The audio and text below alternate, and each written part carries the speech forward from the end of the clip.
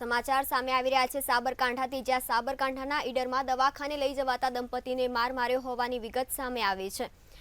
સાબરકાંઠાના ઈડરમાં દવાખાને આવેલ દંપતીને માર મરાયો હોવાની વિગત સામે આવી છે, જ્યાં દિવસ રાત ટ્રાફિકથી ભરચક રહેતા દામોદર એરિયાની ઘટના બનવા પામી છે, જ્યાં ખાનગી દવાખાને ખબર અંતર પૂછવા આવેલ દંપતી પર હુમલો કરાયો હોવાની વિગત સામે આવી છે। ઈજાગ્રસ્ત દંપતીને સારવાર અર્થે ઈડર સિવિલ હોસ્પિટલ ખસેડવામાં આવ્યા છે।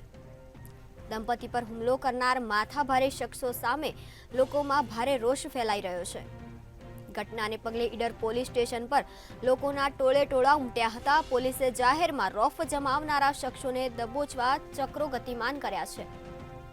સાબરકાંઠાથી આ સમાચાર સામે આવી રહ્યા છે, જ્યાં ઈડરમાં દવાખાને આવેલ દંપતીને માર મારવામાં આવ્યો છે। દિવસ રાત ટ્રાફિકથી ભરચક રહેતા દામોદર એરિયાની આ ઘટના બનવા પામી છે, જ્યાં ખાનગી દવાખાને ખબર અંતર પૂછવા આવેલ દંપતી પર હુમલો થયો હોવાની વિગત સામે આવી છે। ઈજાગ્રસ્ત દંપતીને સારવાર અર્થે ઈડર સિવિલ હોસ્પિટલમાં ખસેડવામાં આવ્યા છે। દંપતી પર હુમલો કરનાર માથાભારે શખ્સો સામે લોકોમાં ભારે રોષ ફેલાયો છે।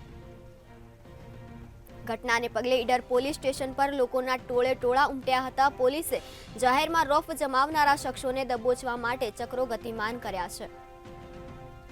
સાબરકાંઠાથી આ સમાચાર સામે આવી રહ્યા છે, જ્યાં ઈડરમાં દવાખાને આવેલ દંપતીને માર મારવામાં આવ્યો છે।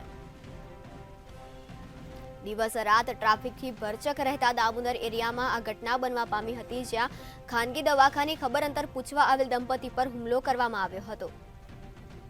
ઈજાગ્રસ્ત દંપતીને સારવાર અર્થે ઈડરની સિવિલ હોસ્પિટલ ખસેડવામાં આવ્યા છે। દંપતી પર હુમલો કરનાર માથાભારે શખ્સો સામે લોકોમાં રોષ ફેલાયો છે।